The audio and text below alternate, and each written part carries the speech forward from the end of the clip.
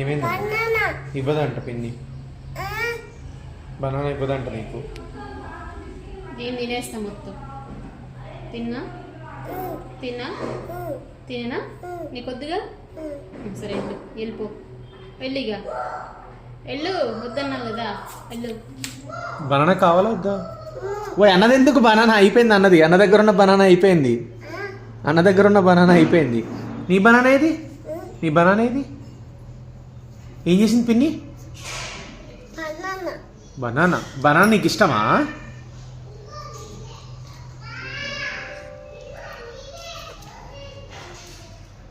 మొత్తం తీసేసావా? నీకు ఇష్టమా బనానా?